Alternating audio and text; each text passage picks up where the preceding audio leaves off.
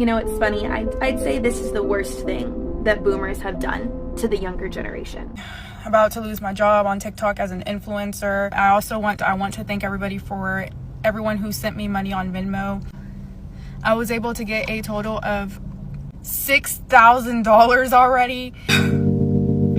Like, that's so nice. Like, no one's ever done anything like nice for me before. But yeah, guys, right now I'm really worried because if TikTok's banned, like, what are us influencers really gonna do? Like, we have nothing to go to. So I'm probably gonna sue the government because without TikTok, there is no me, there is no influencer. My bills are too high to work at McDonald's. Like, that's just not gonna ever happen. That's just not a thing. I gotta keep it real. I am crashing the fuck out right now. I don't know what to do. Oh my god. I've already opened and closed the app probably 6 times already just to keep getting the same stupid warning message. Oh my god. Like, this just this is so dystopian. First of all, I feel pathetic that I am freaking out like this over an application being unavailable on my phone. But also, like, this has been a massive part of our life for the last 6 years. And normally when something happens, I would get on TikTok and start complaining, and I can't even do that. I feel like disconnected. I feel cut off from the world and my community. This is crazy. This is f***ing crazy. Now I'm rooting for Trump. Ew! God, like, make America great again, I guess. God. Please save me, Donald Trump. Please. I'm asking you. Please save me. And to the US government, I'm never forgiving you for this. And I'm never gonna trust you ever again because you just, like that, took away millions of people's income and livelihood. And who does that? So I'm never trusting you ever again with anything.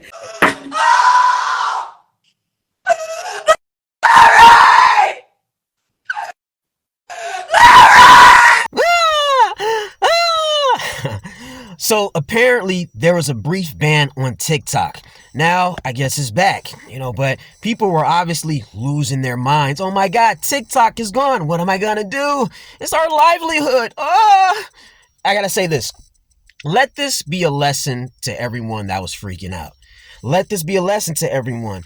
Don't put all of your chips into one basket. Don't put all of your faith into these social media apps. You can get monetized. It's great, right? But as you can see, something like being banned is a very real possibility. Don't put all your chips into one basket. I've been seeing lots of people talking about how they hate their 9-to-5 and this and that. And I get it. I mean, a lot of people hate the 9-to-5. I mean, I hate the 9-to-5 grind and stuff. But sometimes in life, in order to get to where you want to be, you got to do what you don't like to do. Like, again, I've seen videos of people talking about they quit their 9-to-5 jobs, but with no backup plans, no nothing. And then it was one guy in particular, he was saying he got evicted and he lost his job, he lost electricity in his house, all types of stuff. And then people under the comments were trying to give him suggestions to make sure he has a stream of income in his pocket at all times. He didn't want to hear it. They were suggesting get your CDL, get on DoorDash, Uber Eats. He didn't address any of this. He just kept, making excuses and just kept on wallowing in pity and he was complaining, but he didn't want to do anything about it. I was noticing that with a lot of these reaction videos to TikTok being banned. One girl was talking about, what are we going to do now? She was saying being an influencer was her everything. It was her livelihood. And now she doesn't have any other options. Oh, we have nowhere to go. I mean, whose fault is that? Whose fault is that?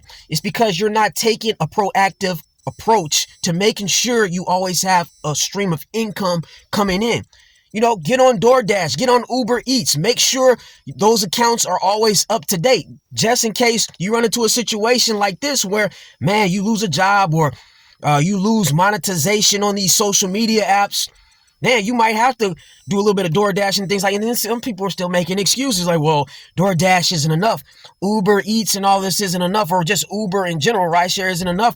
Listen, a lot of foreigners come to America and make it happen. As soon as they get there and they're able to do DoorDash or Uber, they're all in. They're hours driving around, boom, no complaining. They're getting cars. I mean, I'm like, well, how the hell? I'm at places like McDonald's getting food, and like all of these Venezuelans are in line talking about Uber Eats, DoorDash. Like, what the fuck? What the hell? First of all, what the hell are these people even getting these vehicles? Somehow they're making it happen though. Then you have lots of Americans with vehicles. They don't want to do it. They don't want to put in the hours and the work. And some people say, well, Uber doesn't pay enough and this and that. But yet these foreigners, they come here and they make it work somehow. I'll tell you this too. A lot of these Americans, they're spoiled. If you look at a lot of these reactions, you can tell they're like little brats. And I'm noticing a lot of them, they're paying $1,000 car notes and $2,000 mortgages and all this shit. And you like, maybe you got to learn how to budget a little bit. Maybe you got to learn how to budget. I don't know. Don't just put all your chips into one basket. I always say that, okay, I think I uploaded my very first YouTube video in 2018.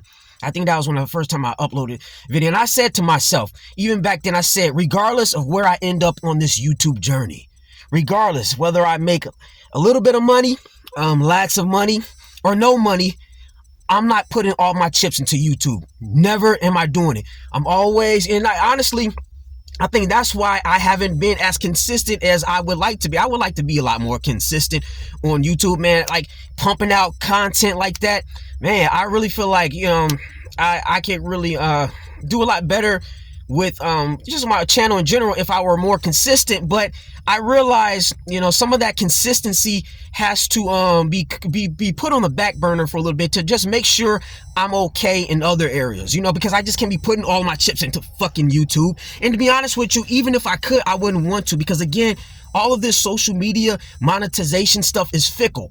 It's very wishy-washy. So dumb coming on the internet and crying about an app, but the fact is that this has been a sense of community for me for years now, and it got me through really, really hard times in my life.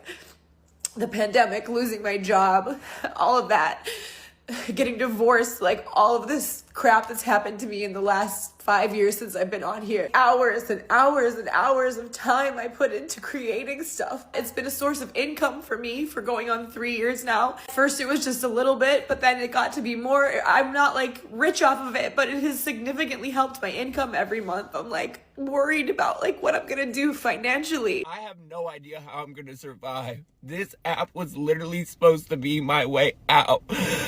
So for everyone who's saying, go get a job, I am literally working. I have no more time. I have classes Monday through Thursday in person. I have been posting on this app almost every day for 5 years, guys. I've been posting on this app 3 to 5 times every day for the last 6 months. I've made $175 on here. In 7 days on TikTok, I have made $871. There is no job that's gonna even come close to that. My tuition is $7,000 a semester, and my rent is $800 every month. So no amount of working is gonna get that pay, and I do not want to be in debt my entire life. I literally don't know what to do. My next step has always been to go to the polls, so if y'all see me dancing, do not say a damn thing.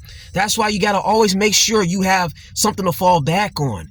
Some sort of skill, a trade even, like anything. This makes me think about anybody familiar with that show, Pop the Balloon.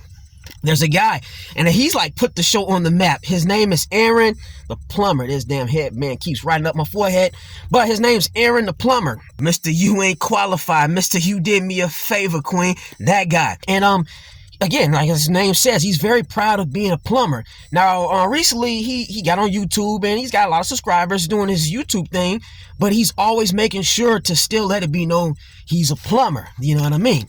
Yeah, say what you want about him. But he's making sure he can do what he has to do to take care of himself.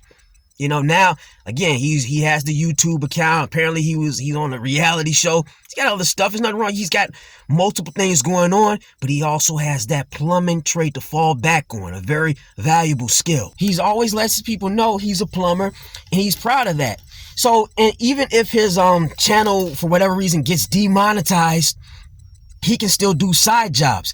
Anybody that's familiar with the trades, and construction, things like that, there's lots of money in it. Even if you're not working for a contractor, make sure you can do side jobs to rack in some money.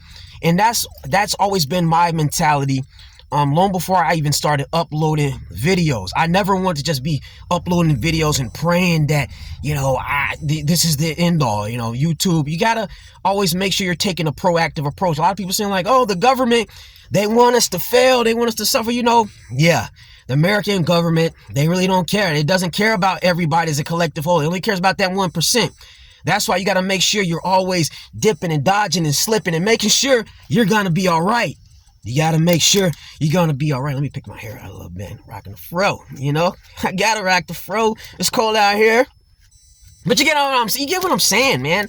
You got to take a proactive approach. Yeah, looking like the Jackson 5 out here, boy. You got to take a proactive approach, you know. Undercover brother out here. Get your skills up, whatever it is. Get a CDL.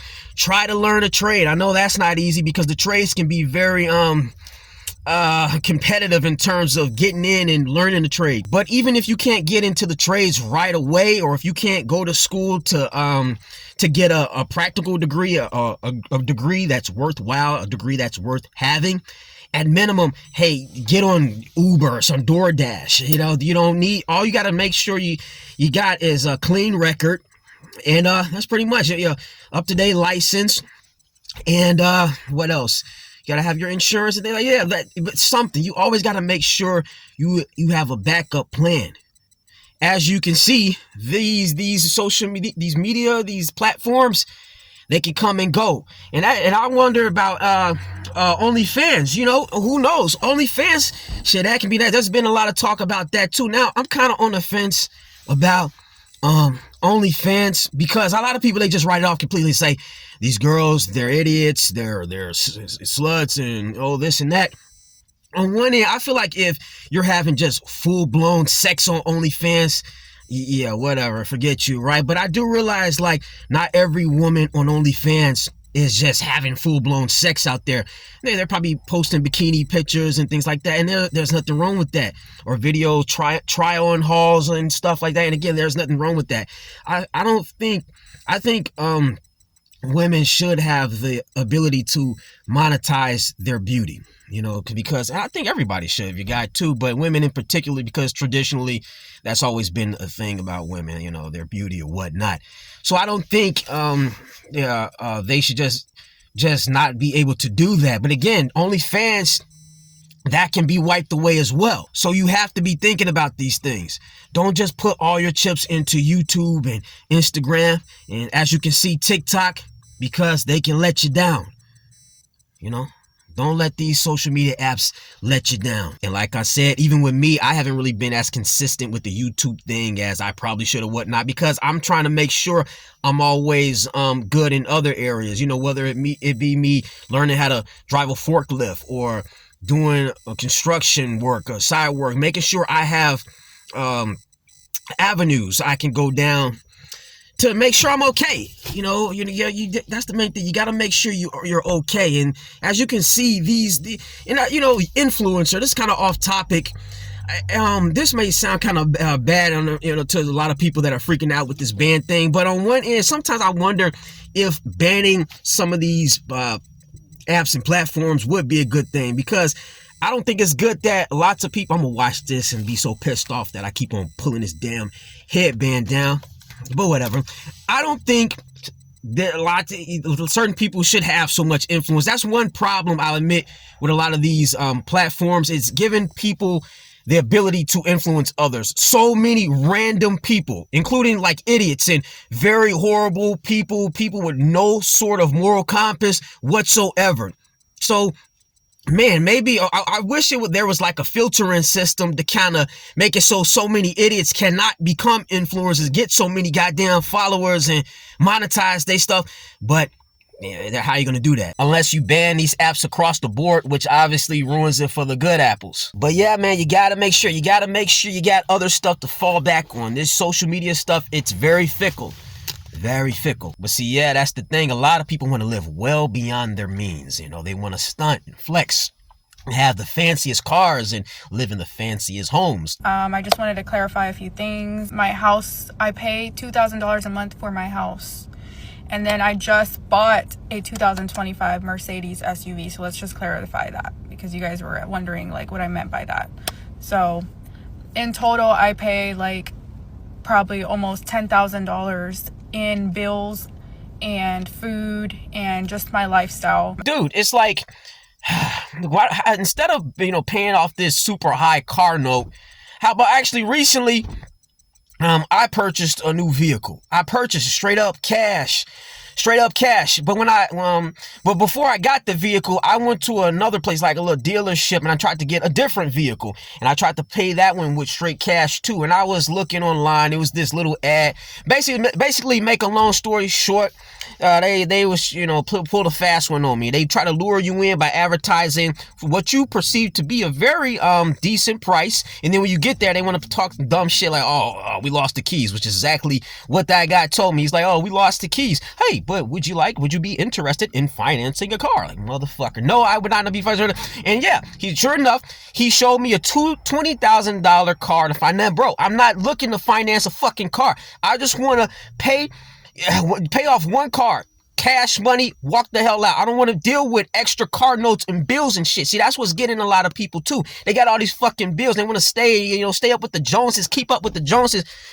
Get you obviously a functional car, but a car you can pay off completely. That way, when you do like a ride share or something, that's less money you got to worry about as far as less bills and stuff. But a lot of people, they're not thinking like this.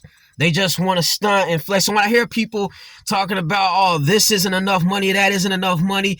Hey, it is enough money. It is. Well, I mean, at least if you are willing to be a little bit humble about it, but if you're screwing yourself over, like some people, they have 4 kids. I saw this one lady, she's doing DoorDash. She has like 4 kids and she's still making it happen though. She's still making it happen. But again, she has 4 kids, so she's stressing and all she has going on is DoorDash. But yeah, if you're making poor life decisions and choices way before you have the means to finance a certain lifestyle, man, that's on you. That's one thing I've always prided myself on. It's like being conscious. Don't try to ball out none of that, until I have a lot of fucking money. And even if I did have a lot of goddamn money, I still wouldn't be trying to ball out and flex and be on the scene. That's just never been my personality, to be wanting to be out in Beverly Hills and driving Escalades and just being on the scene. And in Miami, I hate that shit. I hate the whole vibe. It just yuck, you know what I mean? But to the people that do aspire to have these things, first you got to start somewhere. You got to be a little humble. Like I said, foreigners, they make it happen. They make it happen. And let's just say you're able to monetize your YouTube account or your TikTok or your Instagram. Don't just completely quit your fucking jobs or whatever. For example, you can make a transition. Let's just say you have a 9-to-5 job working full time, but then, you get one of your social media accounts monetized, then transition into a part-time job, a less stressful job. That way you can do your social media thing and still make money on the side with the part-time. So, because what's the point of having a monetized YouTube account or a TikTok if you're still working full time at a miserable job that you fucking hate, right?